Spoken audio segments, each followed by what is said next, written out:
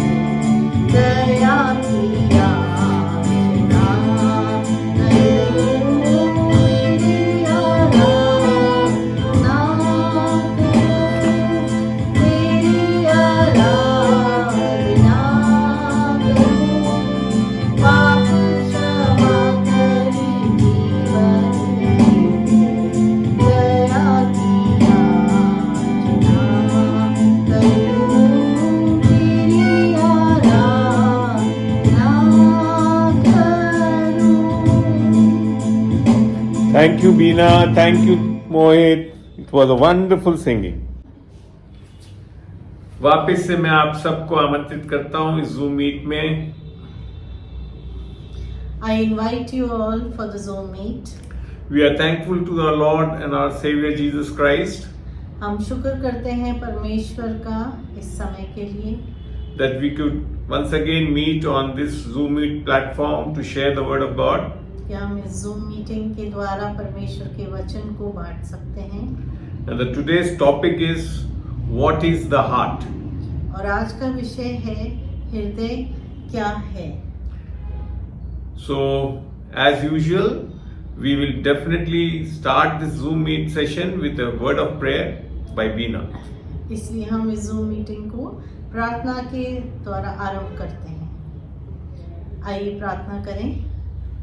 पिता परमेश्वर, हम धन्यवाद करते हैं इस Zoom मीटिंग के लिए. धन्यवाद करते हैं कि आपने एकत्रित करा सबको.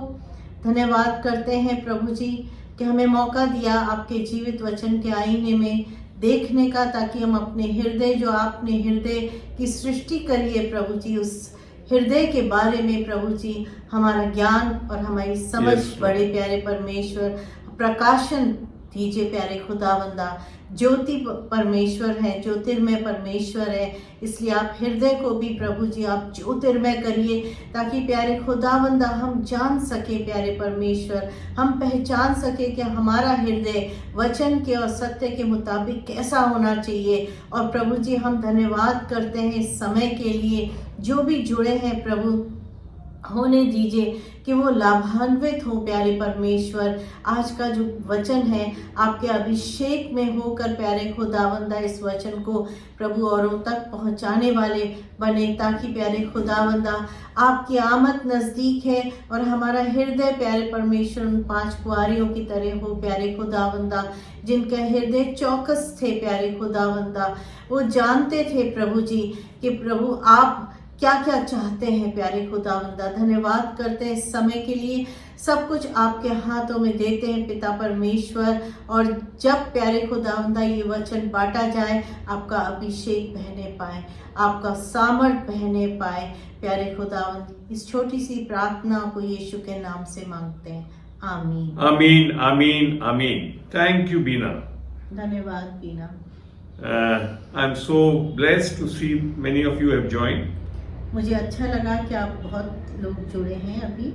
And in due course of time, other people will also join. और दूसरे लोग भी समय के अंतराल में जुड़ जाएंगे. So without delaying in starting the session, इसलिए बिना हम रुके हम आरंभ करते हैं सेशन को. so the friends, the issue of heart जो हृदय के बारे में बात कर रहे हैं अपन, many people are confused. अधिकतर लोग एक असमंजस में रहते हैं. Let me tell you one thing very clearly. एक चीज स्पष्ट रूप से मैं कहना चाहता हूं. The common word heart, as used by people in the muscular pumping part for blood circulation in the human being. लोगों द्वारा उपयोग किया जाने वाला सामान्य शब्द हृदय मनुष्य में रक्त परिसंचारण के लिए मांसपेशियों को पंप करने वाला हिस्सा है. That is your physical heart in the body. ये आपका हृदय जो कि शरीर में रहता है. That is not what the biblical heart means. परंतु बाइबल इस हृदय के बारे में नहीं बताती है. No doubt this is also used in the Bible, but mainly heart in the Bible is representing the core personality.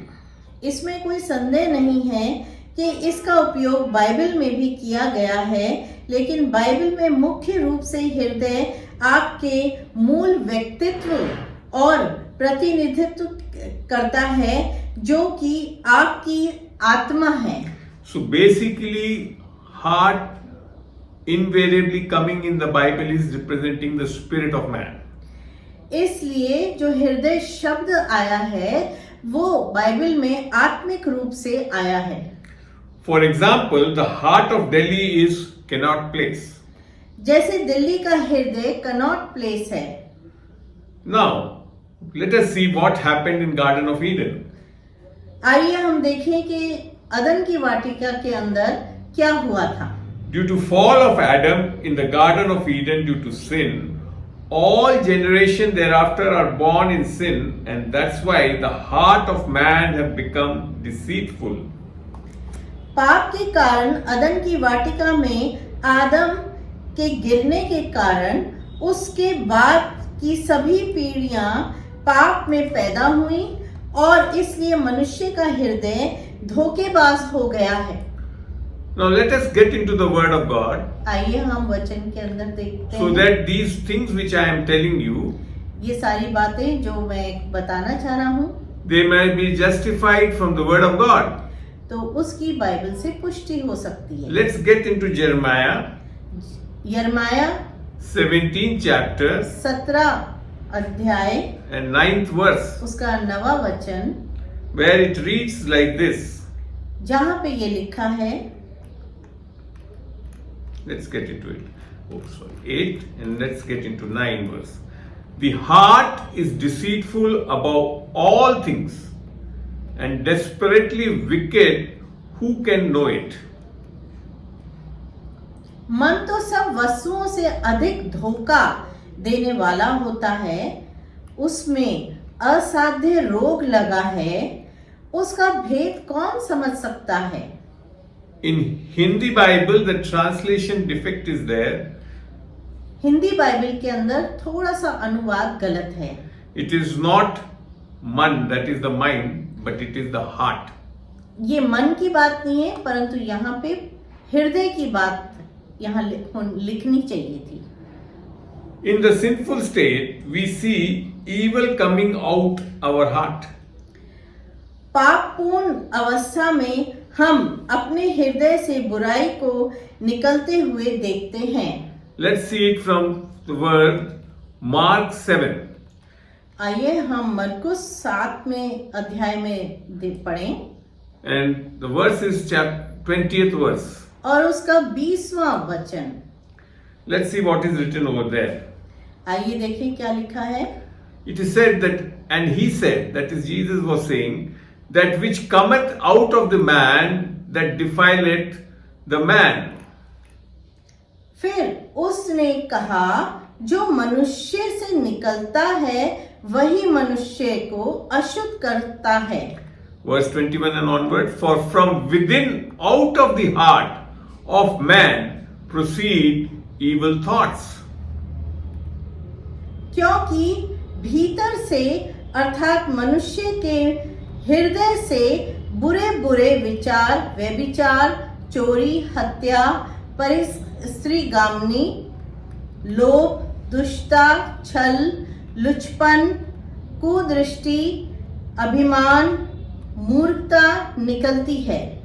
So the English version says that thefts, covetousness, wickedness, deceit, lasciviousness, and evil pride, blasphemy, pride, and folly, foolishness. And then it says, all these evil things come from within and defile the man.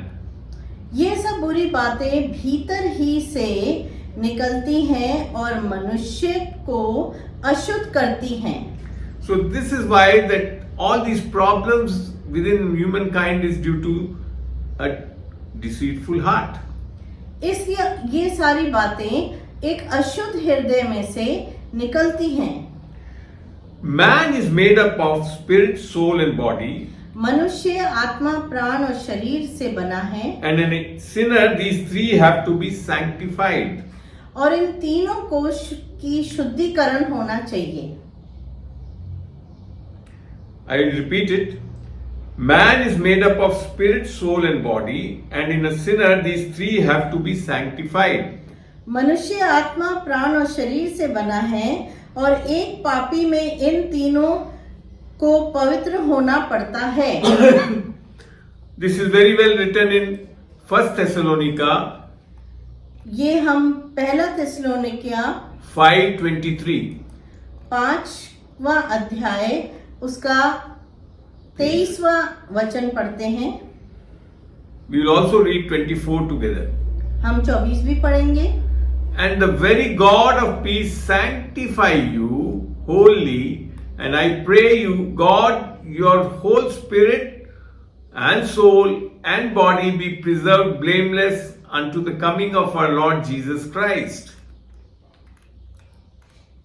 शांति का परमेश्वर आप ही तुम्हें पूरी रीति से पवित्र करे, तुम्हारी आत्मा, प्राण और देह हमारे प्रभु यीशु मसीह के आने तक पूरे और निर्दोष सुरक्षित रहें। Faithful is he that calleth you, who also will do it. तुम्हारा बुलाने वाला विश्वास योग्य है और वह ऐसा ही करेगा।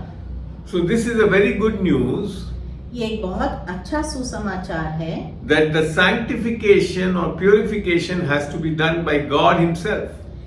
कि मनुष्य के हृदय को, मनुष्य को शुद्ध और पूरी रीति से पवित्र एक परमेश्वर ही करता है। I believe that the heart of man in his spirit being, as a sinner, his heart need to be circumcised, and this cannot be done by hands but by the Spirit of Christ. मेरा मानना है कि मनुष्य का हृदय उसकी आत्मा है, एक पापी के रूप में उसके हृदय का खतना किया जाना आवश्यक है, और यह हाथों से नहीं बल्कि मसीह की आत्मा के द्वारा किया जा सकता है। Let's read Colossians chapter 2 verses 11 to 13. आइए हम कुलुसियों का दूसरा अध्याय और उसकी 11 से 13 आयत तक पढ़ते हैं। Just give me a minute, please. I'll have to redo the projections. Just a minute, please.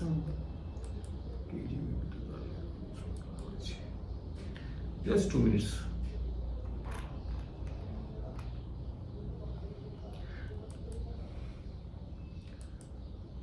I think I have to reduce the font so that everything is clear. Thank you, Jesus.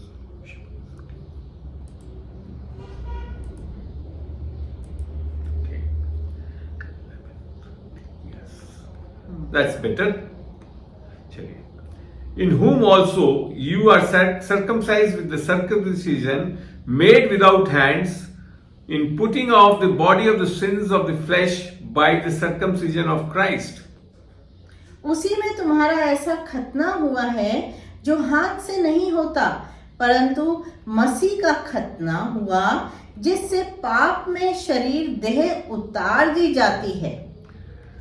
Buried with him in baptism, wherein also you are risen with him through the faith of the operation of God, who hath raised him from the dead. और उसी के साथ बपतिस्मा में गाड़े गए और उसी में परमेश्वर की शक्ति पर विश्वास करके जिसने उसको मरे हुए में से जिलाया, उसके साथ जी भी उठे। And then he says, and you being dead in your sins and the uncircumcision of your flesh, had he quickened together with him, having forgiven you all trespasses. और उसने तुम्हें भी जो अपने अपराधों और शरीर की खतना रहित दशा में मुर्दा थे, उसके साथ जिलाया और हमारे सब अपराधों को क्षमा किया। This is the way sinner gets justified and the heart is cleansed and made whole with a new man inside your heart. यह एक तरीका है जिससे पापी को न्यायोचित ठहराया जाता है और हृदय शुद्ध हो जाता है और उसके हृदय के अंदर एक नया मनुष्य के साथ पूर्ण हो जाता है। Let's read 2 Corinthians 5:17 in this regard. आइए दूसरा कुरिन्थियों उसका 5वां अध्याय और 17वें वचन पढ़ते हैं। We will be going slowly so that you can see the word of God. हम धीरे धीरे चलते हैं, पढ़ते हैं ताकि आप समझें।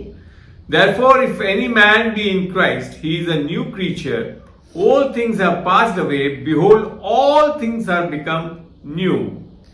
इसलिए यदि कोई मसीह में है तो वह नई सृष्टि है, पुरानी बातें बीत गई हैं, देखो वे सब नई हो गई। That means all things are made new in your spirit. सब कुछ नया हो जाता है In हमारे fact, आत्मा में। It is actually by getting born again. और ये होता है नए जन्म के द्वारा। This is also the born again spirit of man by the spirit of Christ in our heart. यह हमारे हृदय में मसीह की आत्मा द्वारा मनुष्य का नया जन्म पाई आत्मा है। Let us see from the word of God in this regard. इस संबंध में आइए हम वचन से पढ़ते हैं। Galatians 4:6. गलतियों उसका 4 अध्याय और 6 वचन। And because you are sons, God has sent forth the Spirit of His Son into your hearts, crying, Abba, Father. और तुम जो पुत्र हो, इसलिए परमेश्वर ने अपने पुत्र के आत्मा को जो हे अब्बा, हे पिता कहकर पुकारता है, हमारे हृदयों में भेजा है। So that is how you become born again. ऐसे आपका नया जन्म होता है। This is the new heart made by union of our spirit with the Spirit of God. यह हमारी आत्मा और मसीह की आत्मा के मिलन से बना नया हृदय है। This was mentioned in the Old Testament itself. ये पुराने नियम में भी इसको लिखा गया। Let's get into the Word of God in Ezekiel. इज़िकियल, यशकेल 36। Just give me a minute, please.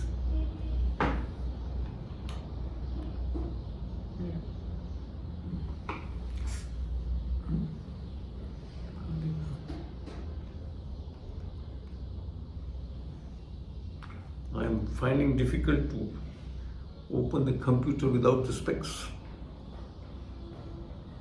Jeremiah, Lamentation, Ezekiel, right here. Let's get into 36. इज़िकियल, 36. यशकेल 36 का 26 पढ़ेंगे हम. 26 पढ़ेंगे We'll read also a verse from the New Testament after that. और उसके बाद हम नए नियम में भी पढ़ेंगे। Ezekiel 36:26 says, A new heart also will I give you, and a new spirit will I put within you, and I will take away the stony heart out of your flesh, and I will give you a heart of flesh. मैं तुमको नया मन दूंगा और तुम्हारे भीतर नई आत्मा उत्पन्न करूंगा और तुम्हारी देह में से पत्थर का हृदय निकाल कर तुमको मांस का हृदय दूंगा। Oh, what a wonderful promise we have. ये कितनी प्यारी वाचा बांधी है परमेश्वर ने। Let's now get into the New Testament in 1 Corinthians. ऐसे ही हम पढ़ते हैं नए नियम में 1 Corinthians chapter 6 verse 17. पहला कुरिन्थियों उसका 6 अध्याय उसकी 17वीं वचन। But he that is joined unto the Lord is one spirit. और जो प्रभु की संगति में रहता है वह उसके साथ एक आत्मा हो जाता है। Now as we know, Christ is full of grace and truth. हमको पता है यीशु मसीह जो है अनुग्रह और सत्य से परिपूर्ण है। That is very well mentioned in John, Gospel of John, ये यूहन्ना की सुसमाचार में लिखा chapter है 1 verse 12 and 14, 12 to अध्याय 14. 1 12 से 14। आइए हम पढ़ते हैं। But as many as received him, to them gave he power to become the sons of God, even to them that believe on his name, which were born not of blood, nor of the will of the flesh, nor of the will of man, but of God. And the Word was made flesh and dwelt among us, and we beheld his glory, the glory of the only begotten of the Father, full of grace and truth. परंतु जितनों ने उसे ग्रहण किया उसने उन्हें परमेश्वर की संतान होने का अधिकार दिया, अर्थात उन्हें परमेश्वर की संतान होने का अधिकार दिया, अर्थात उन्हें जो उसके नाम पर विश्वास रखते हैं वे ना तो लहू से, ना शरीर की इच्छा से, ना मनुष्य की इच्छा से, परंतु परमेश्वर से उत्पन्न हुए हैं। और वचन देहधारी हुआ, अनुग्रह और सच्चाई से परिपूर्ण होकर हमारे बीच में डेरा किया, और हमने उसकी ऐसी महिमा देखी जैसे पिता के इकलौते की महिमा। I believe that reading that verses clears it is about Jesus Christ. ये वचन पढ़ते ही हमें मालूम है ये यीशु मसीह के बारे में कहे जा रहे हैं। The Spirit of Christ is also known as the Spirit of grace. मसीह की आत्मा को अनुग्रह की आत्मा के रूप में भी जाना जाता है। This is written in Hebrews ये लिखा हुआ है इब्रानियों chapter 10 and Daswa- verse 29, the last portion of it. 10वां अध्याय उसका 29वां वचन। I am not going through the whole verse, but reading the last part, which says, where he was sanctified in unholy things and had done despite unto the Spirit of grace. और अनुग्रह की आत्मा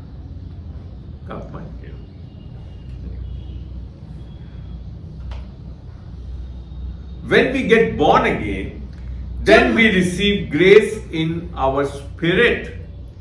जब हम नया जन्म पाते हैं तो हम अपनी आत्मा में अनुग्रह प्राप्त होता है। This is mentioned in Galatians chapter 6. इसको लिखा गया है गलतियों अध्याय 6 और 18वें वचन में। Brethren, the grace of our Lord Jesus Christ be with your spirit. Amen. हे भाइयों, हमारे प्रभु यीशु मसीह का अनुग्रह तुम्हारी आत्मा के साथ बना रहे। आमीन। Once our heart is made new, then it needs to be nourished by the word of God. The walk is not our performance, but Christ to be permitted to live through us. एक बार जब हमारा हृदय नया बन जाता है तो उसे परमेश्वर के वचन से पोषित होने की आवश्यकता होती है। यह पद यात्रा हमारे प्रदर्शन नहीं है, बल्कि मसीह को हमारे मध्य से जीने की अनुमति देना है। This is mentioned in Galatians 2:20. ये गलतियों 2 उसका 20वां अध्याय में लिखा है। I am crucified. This is Paul who's revealing it. ये पौलुस है जो कह रहे हैं, I am crucified with Christ. Nevertheless I live. Yet not I, but Christ liveth in me. And the life which I now live in the flesh, I live by the faith of the Son of God who loved me and gave himself for me. मैं मसीह के साथ क्रूस पर चढ़ाया गया हूँ और अब मैं जीवित न रहा, पर मसीह मुझ में जीवित है।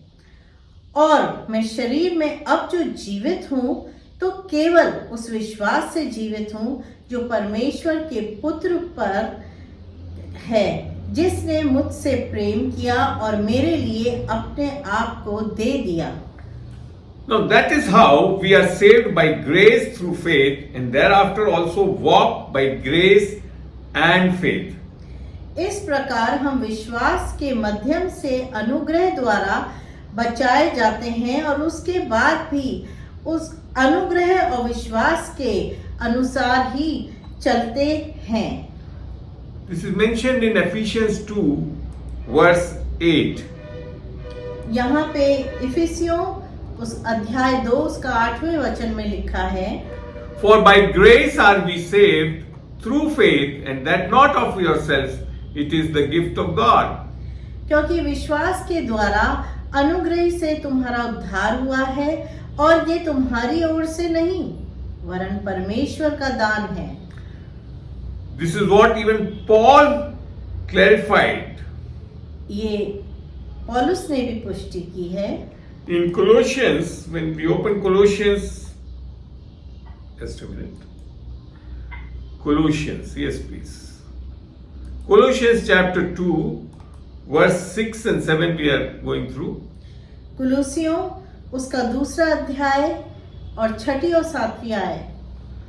It says here, as you have therefore received Christ Jesus the Lord, so walk in him, rooted and built up in him, and established in the faith as you have been taught, abounding therein with thanksgiving. इसलिए जैसे तुमने मसीह यीशु को प्रभु करके ग्रहण कर लिया है, वैसे ही उसी में चलते रहो और उसी में जड़ पकड़ते और बढ़ते जाओ, और जैसे तुम सिखाए गए वैसे ही विश्वास में दृढ़ होते जाओ और अत्यंत धन्यवाद करते रहो। How we are saved? हम कैसे बचे हैं? By grace through faith. हम बचे हैं अनुग्रह के द्वारा विश्वास से, And that is how we have to walk also, by grace through faith. और ऐसे ही हमारे को विश्वास और अनुग्रह से चलते रहना चाहिए। Paul very beautifully mentioned पौलुस बड़े प्यारे रूप से in Galatians chapter 5 verse 1 onwards. गलतियों उसका 5वां अध्याय वचन 1 में कहते हैं, Stand fast therefore in the liberty wherewith Christ has made us free, and be not entangled again with the yoke of bondage. मसीह ने स्वतंत्रता के लिए हमें स्वतंत्र किया है, इसलिए इसमें स्थिर रहो और दासत्व के जुए में फिर ना जुटो। So there is an advice that we should not get again into bondage. इसलिए पौलुस यहाँ पर हमारे को स्पष्ट रूप से बताते हैं कि हमें किसी जुए में नहीं जुटना है, दासत्व के जुए में नहीं जुटना है। That means if you will not walk by Christ, you will definitely get into a bondage. अगर आप मसीह के साथ नहीं जिएंगे तो आप दासत्व में बंध जाएंगे। Then he says, Behold, I Paul say unto you that if you be circumcised, Christ shall profit you nothing. मैं पौलुस तुमसे कहता हूँ कि यदि खतना कराओगे तो मसीह से तुम्हें कुछ लाभ ना होगा। In the Old Testament, there was a physical circumcision needed for males. पुराने नियम के अंदर जो पुरुष होते थे उनका शारीरिक खतना होता था। But now we had read already that we need a spiritual circumcision by the Spirit of Christ. पर हमने जैसा कि पढ़ा है कि अब हमें एक आत्मिक खतना हृदय का चाहिए। Then he says, For I testify again to every man that is circumcised that he is a debtor to do the whole law. फिर भी मैं हर एक खतना करने वाले को जताई देता हूँ कि उसे सारी व्यवस्था माननी पड़ेगी। Christ is become of no effect unto you. Whosoever of you are justified by the law, you are fallen from grace. तुम जो व्यवस्था के द्वारा धर्मी ठहरना चाहते हो, मसीह से अलग और अनुग्रह से गिर गए हो। So this we have to be very cautious when we walk in our spiritual life. इसलिए आत्मिक जीवन के अंदर हमें बड़ी सतर्कता और जागरूकता बरतनी है। That we started by grace through faith and have to walk by grace through faith, that is Jesus Christ. कि हमको अनुग्रह और विश्वास के द्वारा चलना है और आत्मा में चलना है। The verse 5 says, For we through the Spirit wait for the hope of righteousness by faith. क्योंकि आत्मा के कारण हम विश्वास से आशा की धार्मिकता की प्रतीक्षा करते हैं। And then he concludes in verse 6, For in Jesus Christ, neither circumcision availeth anything, nor uncircumcision, but faith which worketh by love. और मसीह यीशु में न खतना रहित कुछ काम का है, परंतु केवल विश्वास का जो प्रेम के द्वारा प्रभाव करता है। So basically the law of physical circumcision has been removed in the New Testament. इसलिए नए नियम के अंदर जो है वो शारीरिक खतना हटा दिया है। Now let's get into verse 13 of Galatians 5. It says, "For brethren, you have been called unto liberty, only use not liberty for the occasion of the flesh, but by love serve one another." हे भाइयों, तुम स्वतंत्र होने के लिए बुलाए गए हो, परंतु ऐसा न हो कि ये स्वतंत्रता शारीरिक अवसर बने, वरन प्रेम से एक दूसरे के दास बनो। This love is not our love, but the love of Christ which has been poured into our hearts. ये प्रेम जो है वो मनुष्य का प्रेम नहीं है, परंतु इस प्रेम को पवित्र आत्मा हमारे अंदर उंडेलता है। This has been given in our heart. यह हमारे हृदय में डाला जाता That is है, again Romans 5:5 mentions that. जो कि रोमियो 5:5 में लिखा है। Now let's get into Galatians 5:16.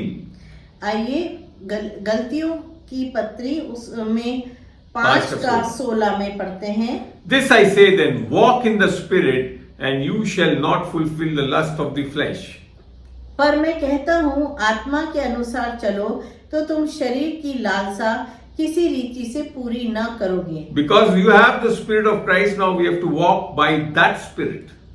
क्योंकि आपके पास यीशु की आत्मा है, इसलिए आप पवित्र आत्मा के द्वारा ही चलेंगे। चलें। Now he says in 18, 18 में लिखा है, but if you be led of the Spirit, you are not under the law.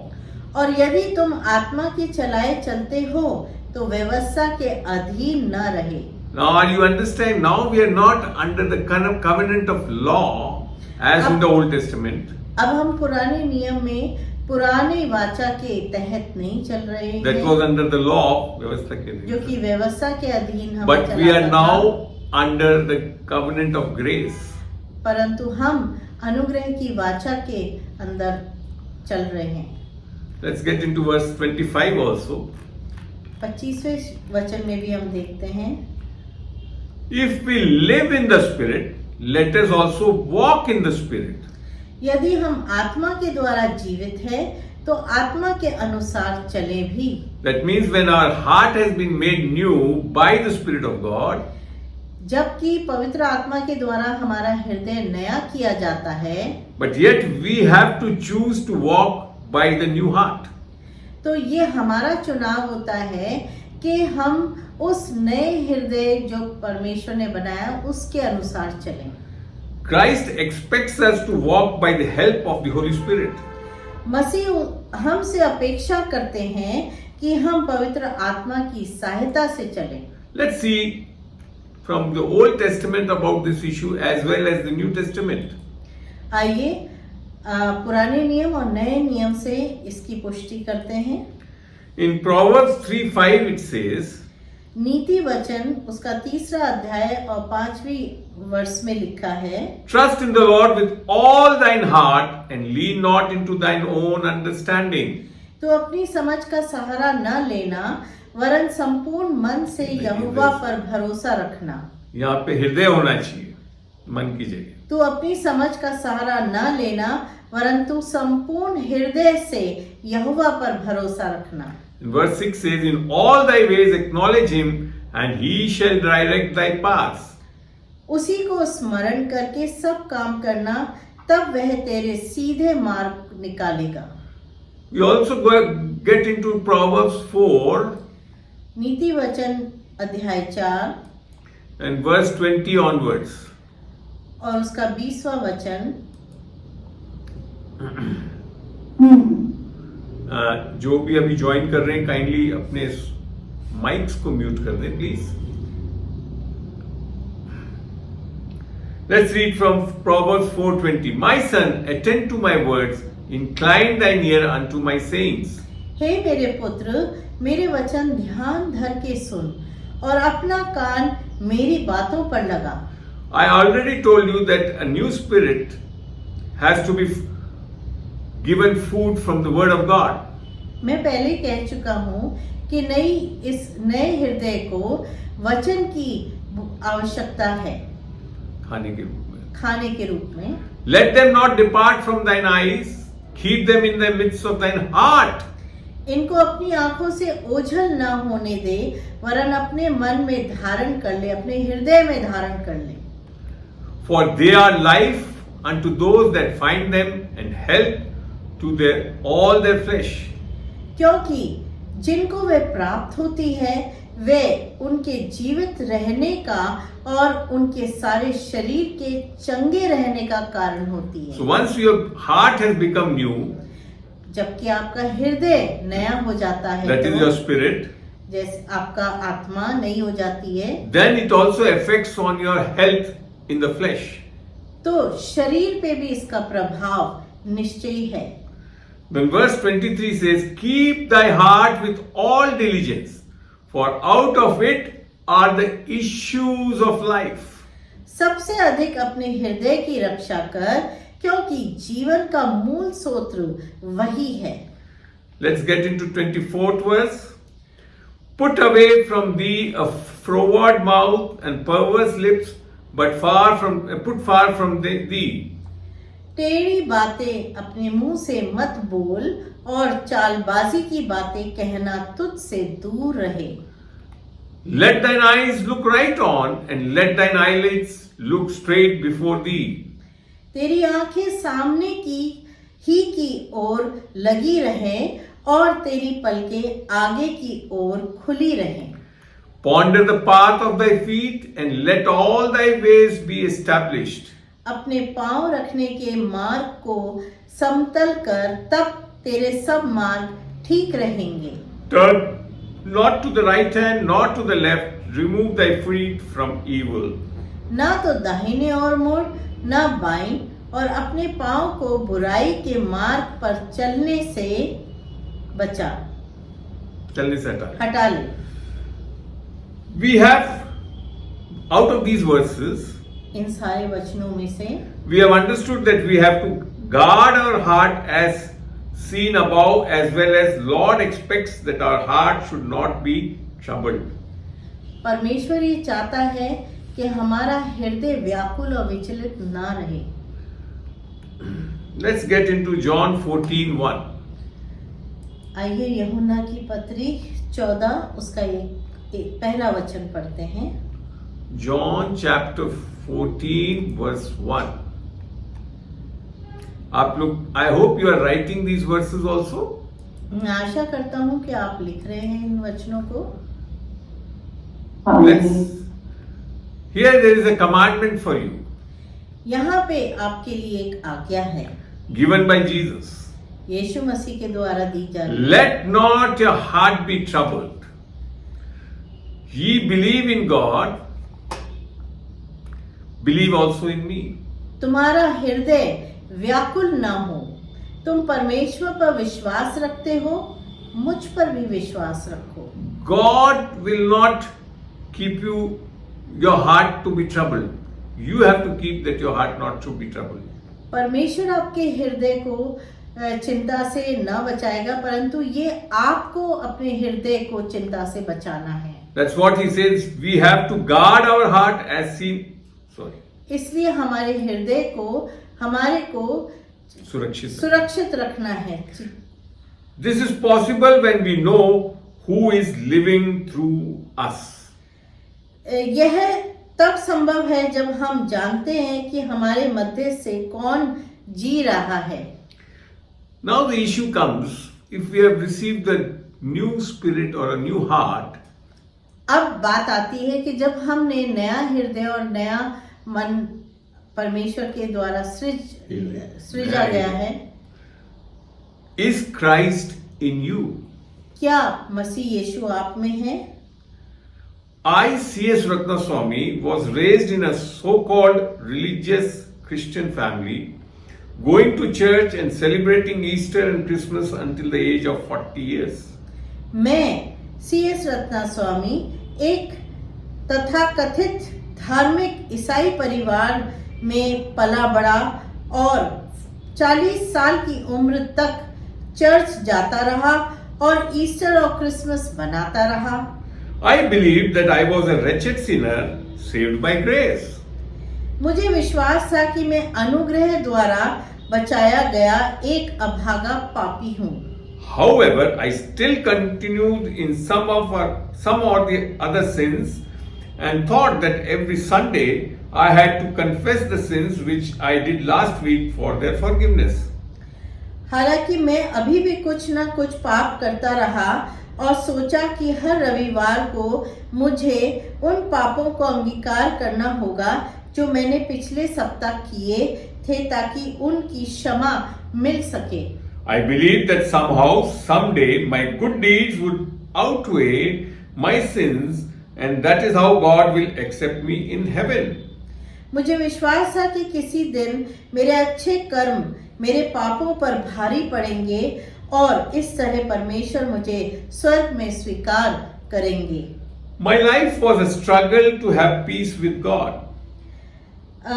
जीवन परमेश्वर के साथ शांति पाने का संघर्ष था। Then one day, a real Christian came across me and asked, "Is Christ in you?" फिर एक दिन एक सच्चा मसीही मेरे पास आया और पूछा, क्या मसीह आप में है? The way as a religious Christian my life was, I answered no, because neither I was obeying the 10 commandments, nor did I have peace within me. जिस तरह से एक धर्मी ईसाई के रूप में मेरा जीवन था, मैंने नहीं में उत्तर दिया, क्योंकि न तो मैं 10 आज्ञाओं का पालन कर रहा था और न ही मेरे भीतर शांति थी। I was fearful and mostly worried. He gave a simple explanation of the word Christian is Christ. I am Christ in you and I am nobody. मैं भयभीत था और अधिकतर चिंतित था। उन्होंने इस बात की सरल व्याख्या दी कि क्रिश्चियन शब्द क्राइस्ट यान है, यान मसीह मुझ में और मैं कोई नहीं हूँ। I am nobody. मैं कोई नहीं हूँ। मैं कोई नहीं हूँ। Apostle Paul also got this revelation when he said, प्रेरित पौलुस को यह रहस्य उद्घाटन तब हुआ जब उन्होंने कहा, in Galatians 2:20, again we are seeing this verse. गलतियों 2:20। We are seeing this verse again. हम आइए इस वचन को दोबारा देखते हैं। It says, I am crucified with Christ, nevertheless I live, yet not I, but Christ liveth in me. And the life which I now live in the flesh, I live by the faith of the Son of God who loved me and gave himself for me. मैं मसीह के साथ क्रूस पर चढ़ाया गया हूँ। अब मैं जीवित न रहा, पर मसीह मुझ में जीवित है और मैं शरीर में अब जो जीवित हूँ वो केवल उस विश्वास से जीवित हूँ जो परमेश्वर के पुत्र पर है, जिसने मुझसे प्रेम किया और मेरे लिए अपने आप को दे दिया। That is the gospel of Christ. यही सुसमाचार है। I was thrilled to see the promise in the Bible that this mystery among the Gentiles, which is Christ in you, the hope of glory, Galatians 1:27. मैं Bible में यह वादा देखकर रोमांचित हो गया कि अन्य जातियों के बीच ये रहस्य जो तुम में मसीह है और महिमा की आशा है। Do read Colossians 1:27 when you finish up with this session. आप कुलुसियों 1:27 जरूर पढ़ें। Don't you see here that Christ wants to be in us? Christ did not come to give us more rules, but a relationship with God the Father. क्या आप यहाँ नहीं देखते कि मसीह हम में रहना चाहता है और मसीह हमें और अधिक नियम देने के लिए नहीं, बल्कि परम पिता परमेश्वर के साथ एक रिश्ता देने के लिए आए थे। He is God and gives us life eternal, which means life of God. वह परमेश्वर है और हमें अनंत जीवन देता है, जिसका अर्थ है परमेश्वर का जीवन। Let's get into letter 1 John.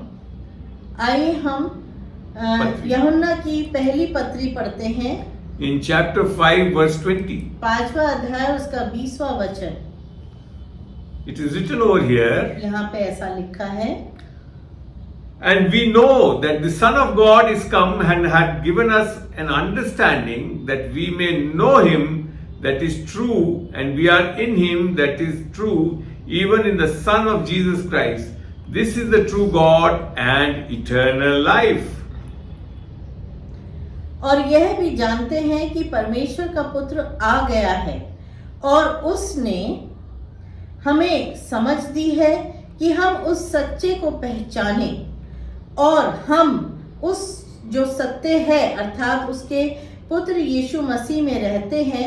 सच्चा परमेश्वर और अनंत जीवन यही है। What a wonderful assurance we have over here. कितनी महत्वपूर्ण निश्चिंतता हमारे जीवन में बन सकती है। Life eternal is not merely a concept or idea, but His person Jesus Christ. अनंत जीवन केवल एक असाधारण अवधारण या विचार नहीं, बल्कि वह एक व्यक्ति यीशु मसीह है। The Bible defines बाइबल में इसकी परिभाषा दी है in Gospel of John, chapter 17, यूहन्ना का सुसमाचार उसका 17वां अध्याय and verse 3 we will read और उसका 3रा वचन about what is eternal life. कि अनंत जीवन क्या है। And this life eternal, that they might know Thee, the only true God, and Jesus Christ, whom Thou hast sent.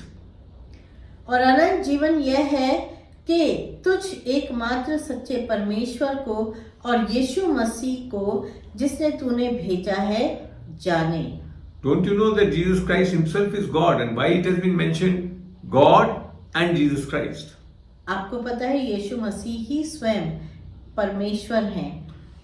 But why it has been mentioned over here to know God and Jesus Christ? परंतु यहाँ पे परमेश्वर और यीशु मसीह दोनों को हमको जानना है। Here, Jesus Christ means the Son of Man, that is in flesh.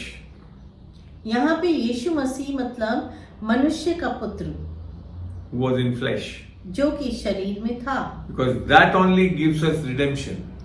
वही हमारे को छुटकारा देता है By bearing all our sins and its punishment. हमारे सारे पापों को लेके अपनी देह पर और दंड को लेकर अपनी देह पर। So that's why eternal life comes by knowing who God is as well as the Son who came in flesh. तो अनंत जीवन यही है कि परमेश्वर को हम जाने कौन है और मसीह यीशु को हम जाने। The common belief about eternal life is that after we have lived a law-obedient life, then after our death we will live with God forever in heaven. अनंत जीवन के बारे में आम धारणा यह है कि एक बार जब हम व्यवस्था का पालन करने वाला जीवन जी लेते हैं तो हमारी मृत्यु के बाद हम स्वर्ग में हमेशा के लिए परमेश्वर के साथ रहेंगे। However, this is far from the truth in the Bible. Even though to live with God forever in heaven is part of eternal life, but it is much more than that. हालांकि यह Bible की सच्चाई से बहुत दूर है। भले ही स्वर्ग में हमेशा के लिए परमेश्वर के साथ अनंत जीवन का हिस्सा है, लेकिन यह इससे भी बढ़कर है। It is Christ living in us who says, यह मसीह हम में जीवित है जो कहता है in John 14:6, यूहन्ना की सुसमाचार उसका 14 अध्याय और 6 आयत, और 6 आयत, I am the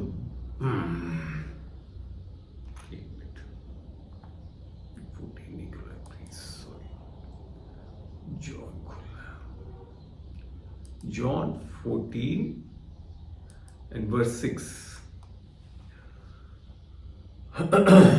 Jesus said unto him, I am the way, the truth, and the life. No man cometh unto the Father but by me. यीशु ने उससे कहा, मार्ग और सत्य और जीवन मैं हूँ, बिना मेरे द्वारा कोई पिता के पास नहीं पहुँच सकता। Even Jesus' disciples could not comprehend when he said that. यहाँ तक कि यीशु मसीह के शिष्य भी समझ नहीं पाए जब उसने ऐसा कहा, Because in verse 7 we see, क्योंकि हम 7वें वचन में पढ़ते हैं, if you had known me, you should have known my Father also, and from henceforth you know him and have seen him. यदि तुमने मुझे जाना होता तो मेरे पिता को भी जानते, और अब उसे जानते हो और उसे देखा भी है। What he meant was that he himself was God the Father, but see the response of his disciples and Jesus' reply. उसका मतलब यह है कि यह स्वयं परमेश्वर पिता था, लेकिन उसके शिष्यों की प्रतिक्रिया और यीशु का उत्तर देखें। Let's further read in 8 till 11 the आइए reactions. उसका प्रतिक्रिया प्रतिक्रिया देखें 8वें वचन में, 8 से लेकर 11 तक देखें. 8 से लेके 11 तक वचन में पढ़ते हैं। Philip said unto him, Lord, show us the Father, and it sufficeth us. Philip's ने उससे कहा, हे प्रभु, पिता को हमें दिखा दे, यही हमारे लिए बहुत है। Just a verse ahead, Jesus said, if you have seen me, you have seen the Father. एक ही वचन पहले यीशु ने बोला था, अगर तुमने मेरे को देखा है तो तुमने पिता को देखा है।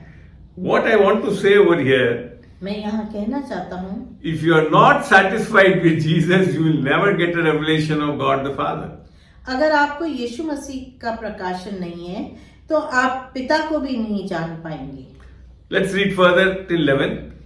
Jesus said unto him, have I been so long time with you, and yet hast thou not known me, Philip? He that hath seen me hath seen the Father, and how said thou, then show us the Father? यीशु ने उससे कहा, हे Philip's, मैं इतने दिन से तुम्हारे साथ हूँ, और क्या तू मुझे नहीं जानता? जिसने मुझे देखा उसने पिता को देखा है। तू क्यों कहता है कि पिता को हमें दिखा? Are you seeing 3.5 years all these disciples were with Jesus, and they are also not yet understanding everything what Jesus is saying? 3.5 साल यीशु मसीह उनके साथ था, परंतु फिर भी उन लोगों ने सारी बातें नहीं जानी। Believest thou not that I am in the Father, and the Father in me? The words that I speak unto you, I speak not of myself, but the Father that dwelleth in me, he doeth the works. क्या तू विश्वास नहीं करता कि मैं पिता में हूँ और पिता मुझ में है? ये बातें जो मैं तुझसे कहता हूँ अपनी ओर से नहीं कहता, परंतु पिता मुझ में रहकर अपने काम करता है। Believe me that I am in the Father, and the Father in me, or else believe me for the very works' sake. मेरा ही विश्वास करो कि मैं पिता में और पिता मुझ में है, नहीं तो कामों ही के कारण मेरा विश्वास करो। What I want to say Jesus was expressing, मैं क्या बताना चाहता हूँ कि यीशु मसीह क्या समझाना चाहते थे? if at all if you want to see God, कि अगर आप पिता को देखना चाहते हैं, the Father, पिता को, then you have to see Jesus who came in flesh. तो देह में जो यीशु मसीह आए वो वैसे ही है। If someone is not satisfied with Jesus Christ, then for this person God the Father cannot be revealed. यदि कोई यीशु मसीह से संतुष्ट नहीं है तो उसके लिए परम पिता परमेश्वर का प्रकाशन नहीं हो सकता। The Bible says Jesus is the Almighty God and Eternal Father. Bible कहती है यीशु सर्वशक्तिमान परमेश्वर और शाश्वत पिता है। It is mentioned in Isaiah, ये यशाया की पुस्तक 9th chapter we'll get into. उसका 9वां अध्याय उसकी 6ठी आयत में लिखा है। Let's read over there. आइए हम पढ़ते हैं। Isaiah 9:6 says, यशाया 9:6 कहता है, For unto us a child is born, unto us a son is given, And the government shall be upon his shoulder, and his name shall be called Wonderful Counselor, the Mighty God, the Everlasting Father, the Prince of Peace. क्योंकि हमारे लिए एक बालक उत्पन्न हुआ, हमें एक पुत्र दिया गया है, और प्रभुता उसके कांधे पर होगी, और उसका नाम अद्भुत युक्ति करने वाला, पराक्रमी परमेश्वर, अनंत काल का पिता और शांति का राजकुमार रखा जाएगा। Jesus is the express image of God. यीशु मसीह परमेश्वर की व्यक्तित्व की छवि है। Let's read it in Hebrews. आइए हम इसे इब्रानियों में पढ़ते हैं। Hebrews chapter 1 we'll go अध्याय 1 and read verse 3. और वचन 3। Who being the brightness of his glory and the express image of his person, and upholding all things by the word of his power, when he had by himself purged our sins, sat down on the right hand of the majesty on high. वह उसकी महिमा का प्रकाश और उसके तत्व की छाप है, और सब वस्तुओं को अपनी सामर्थ के वचन से संभालता है। वह पापों को धोकर ऊंचे स्थानों पर महामहिम के दाहिने ओर जा बैठा। So that is how Jesus has been represented in the Word of God. ऐसे यीशु मसीह का प्रतिनिधित्व हुआ है। I believe that the religious Christianity is only seeking Christ to fulfill their wants. मेरा मानना है कि धार्मिक ईसाई धर्म केवल अपनी इच्छाओं को पूरा करने के लिए ईसा मसीह की तलाश कर रहा है। Whereas the true Christianity is living like Christ, even the word says. जबकि मसीह धर्म नहीं, मसीह की तरह जीना है, वचन भी कहता है। Let's get into the letters of John, First John chapter 2 and verse 6. आइए हम यूहन्ना की पत्री उसका दूसरा अध्याय छठी आयत और छठी आयत। It says here, he that saith he abideth in him ought himself also so to walk, even as he walked.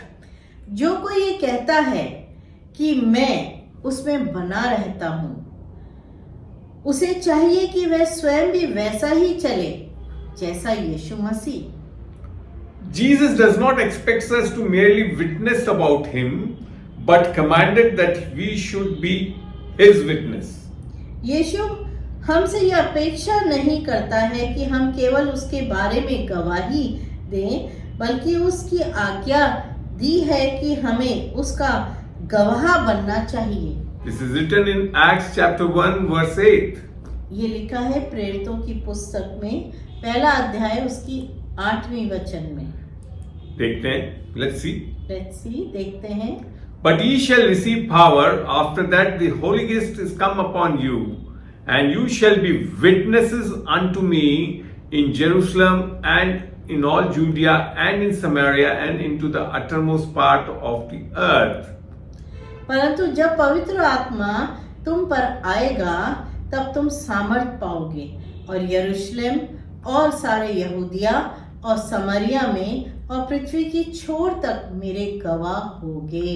मेरी गवाही दोगे नहीं, मेरे गवाह होगे। मेरे गवाह होगे। Amen. आमीन। Being his witness means that what he did, we also should do. Rather, he asked us to do much more than what he did. उसके गवाह होने का अर्थ है कि जो कुछ उसने किया वही हम भी करें, बल्कि उसने हमसे उसके कहीं अधिक करने को कहा जो उसने किया। That's written in verse 12 of 14 chapter. Gospel of John chapter 14 verse 12. यूहन्ना का सुसमाचार उसका 14 अध्याय और 12वीं आयत में लिखा है। Verily, verily, I say unto you, he that believeth on me, The works that I do shall he do also, and greater works than these shall he do, because I go unto my Father. मैं तुमसे सच सच कहता हूँ कि जो मुझ पर विश्वास रखता है ये काम जो मैं करता हूँ वह भी करेगा, वरन इनसे भी बड़े काम करेगा, क्योंकि मैं पिता के पास जाता हूँ। The key to do what Jesus did is just by believing in him. यीशु ने जो किया उसे करने की कुंजी केवल उस पर विश्वास करना है। This is what Jesus also said in Mark 9:23, I believe. ये मरकुस रचित सुसमाचार उसका 9वां अध्याय और 23वीं आयत में लिखा है। Jesus said unto him, If thou canst believe, all things are possible to him that believeth. यीशु ने उनसे कहा, यदि तू कर सकता है, यह क्या बात है, विश्वास करने वाले के लिए सब कुछ हो सकता है। Christianity is not merely living a moral life, but as a true believer doing what Jesus commanded before being glorified. ईसाई धर्म केवल एक नैतिक जीवन जीना नहीं है, बल्कि एक सच्चे आत्मिक आस्तिक के रूप में महिमा मंडित होने से पहले यीशु ने जो आदेश दिया था उसे करना है। That is, before you die, you should be doing all these things. इससे पहले कि आपकी मृत्यु हो, ये सब बातें हमें करनी चाहिए। And that is what he said in the Great Commission in Mark 16. और ये प्रभु यीशु मसीह ने मरकुस रचित सुसमाचार उसका 16वां अध्याय महान उपदेश में दिया। महाउपदेश में दिया। Let's read it fully from verse 15 onwards. 15 से हम पढ़ते हैं। And he said unto them, Go ye into all the world, and preach the gospel to every creature. और उसने उससे कहा, तुम सारे जगत में जाकर सारी सृष्टि के लोगों को सुसमाचार सुनाओ। If you have got the new heart, you will be doing this. अगर आपके पास नया हृदय है तो आप करेंगे ही। He that believeth and is baptized shall be saved, but he that believeth not shall be damned.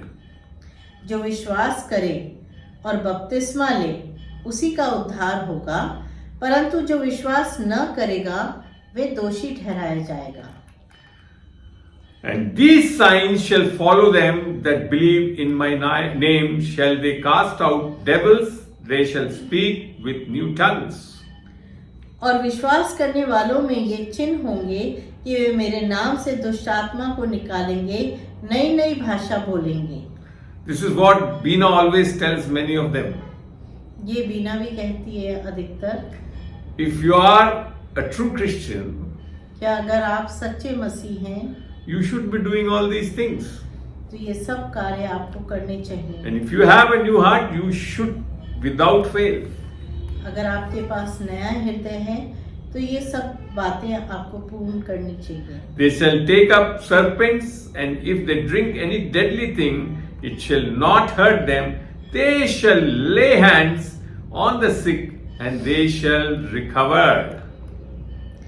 वे सांपों को उठा लेंगे, यदि प्राणनाशक वस्तु भी पी जाए तो भी उनकी कुछ हानि ना होगी। वे बीमार पर हाथ रखेंगे और वे चंगे हो जाएंगे। So then, after the Lord had spoken unto them, he was received up into heaven and sat on the right hand of God. तब प्रभु यीशु उनसे बातें करने के बाद स्वर्ग पे उठा लिया गया और परमेश्वर की दाहिनी ओर बैठ गया। This is the Son of Man who has gone and sitting on the right hand of the ये Father. मनुष्य का पुत्र है जो परमेश्वर के दाहिने हाथ बैठ गया। But in the verse 20 it says, And they went forth and preached everywhere, the Lord working with them and confirming the word with signs following. और उन्होंने निकलकर हर जगह प्रचार किया और प्रभु उनके साथ साथ काम करता रहा और उन चिन्हों के द्वारा जो साथ साथ होते थे वचन को दृढ़ करता रहा। आमीन। This is the Lord whose Spirit has come into your heart and made your heart new. ये परमेश्वर की आत्मा है जो आपके आत्मा में आ जाती है और आपके हृदय को नया कर देती है। A true powerful Christian is one who has understood the gospel of grace, which is also known as the gospel of Christ. एक सच्चा शक्तिशाली मसीह वह है जिसने अनुग्रह के सुसमाचार को समझा है, जिसे मसीह के सुसमाचार के रूप में भी जाना जाता है। Apostle Paul defined the gospel as the first important thing to be known by us. प्रेरित पौलुस ने सुसमाचार को हमारे द्वारा जानने योग्य पहली महत्वपूर्ण चीज के रूप में परिभाषित किया। What he said in 1 Corinthians 15, let us read.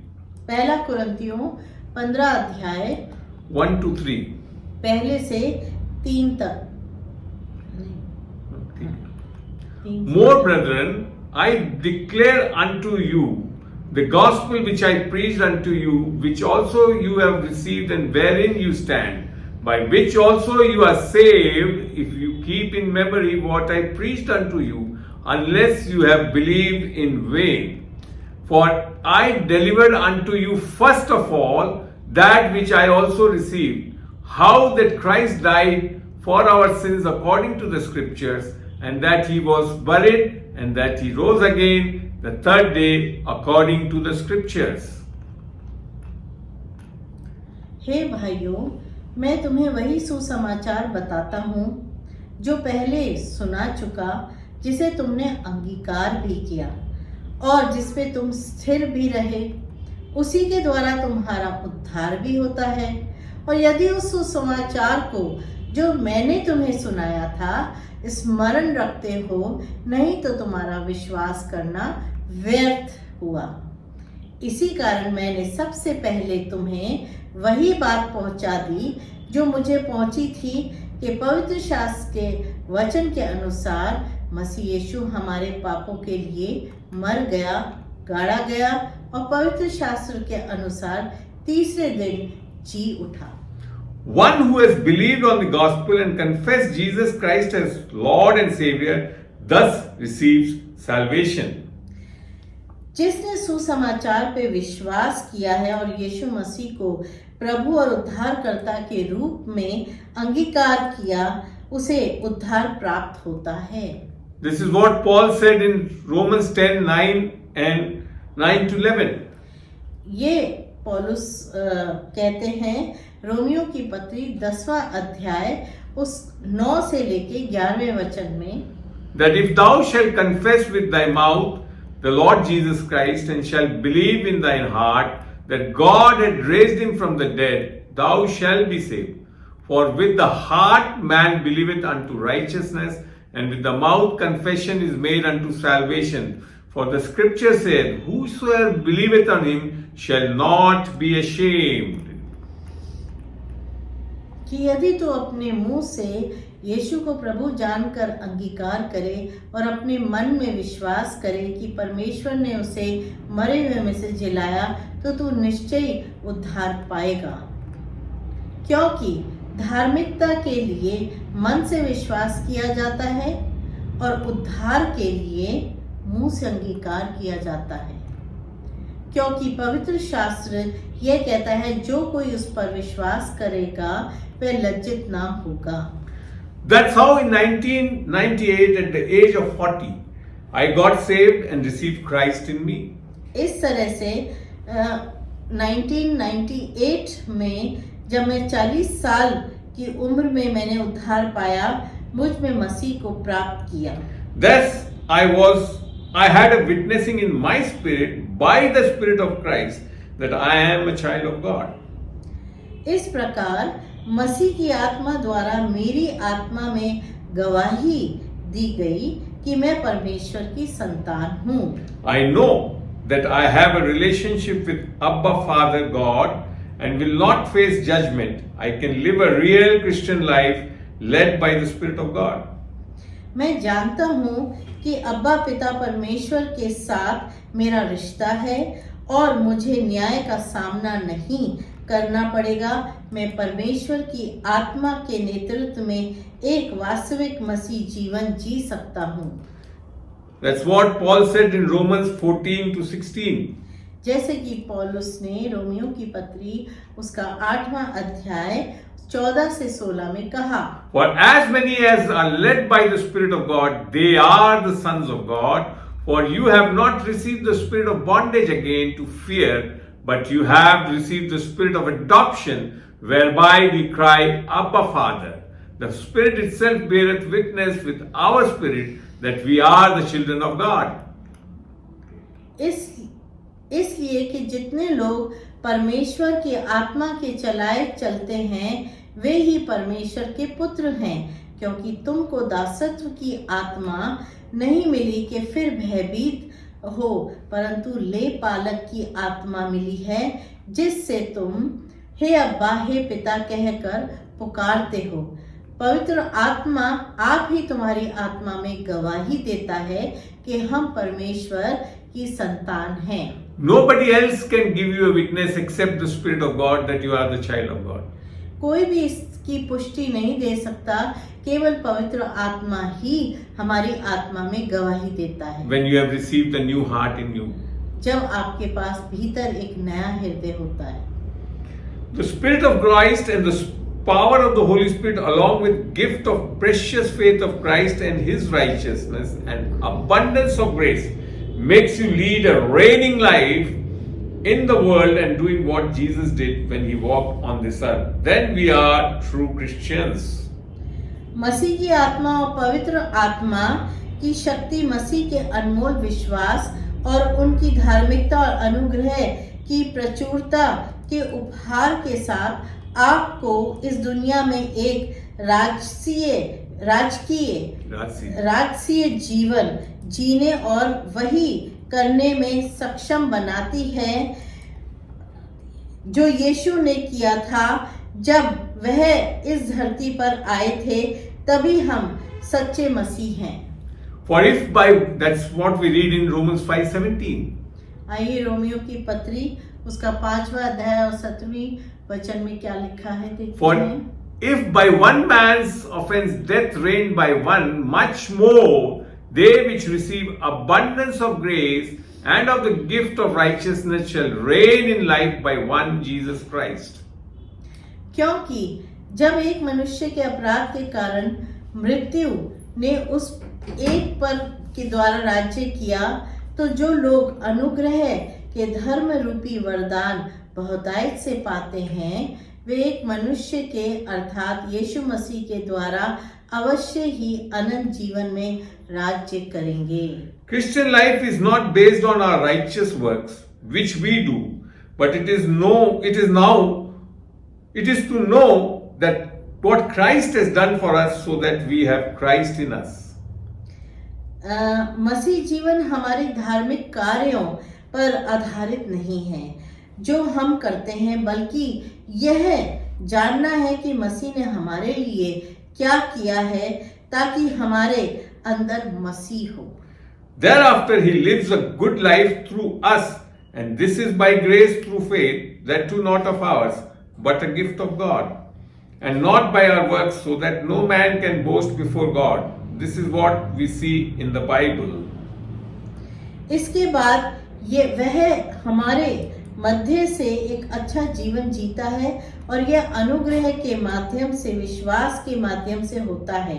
यह हमारा नहीं बल्कि परमेश्वर का एक उपहार है और हमारे कार्यों से नहीं, बल्कि कोई भी व्यक्ति परमेश्वर के सामने घमंड ना करे।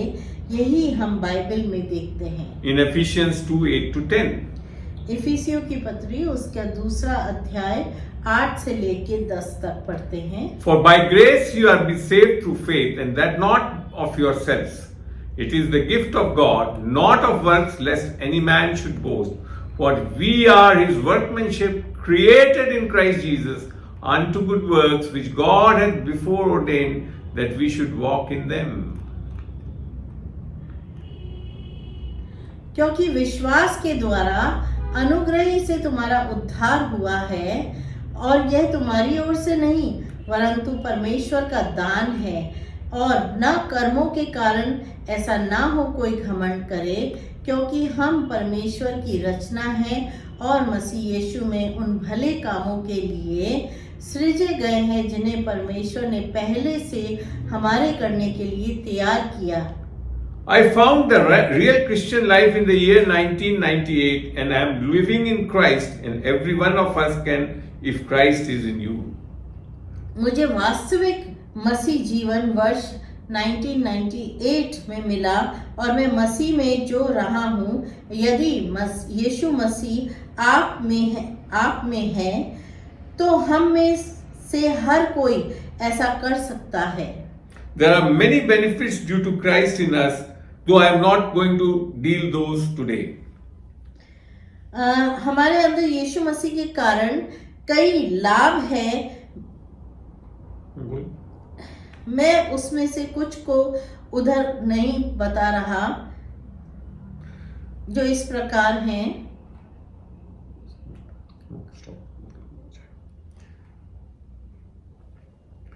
Now what I want to submit is, मैं क्या बताना चाहता हूँ, by Christ in us, my wife Beena and I are able to do the ministry for our Abba Father's kingdom and have seen working with signs and wonders in our lives.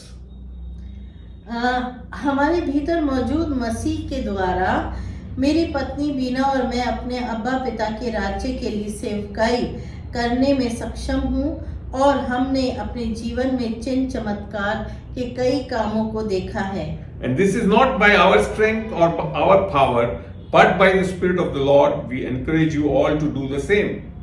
और ये हमारी ताकत या हमारी सामर्थ के द्वारा नहीं, बल्कि प्रभु की आत्मा के द्वारा है। हम आप सभी को ऐसा करने के लिए प्रेरित करते हैं।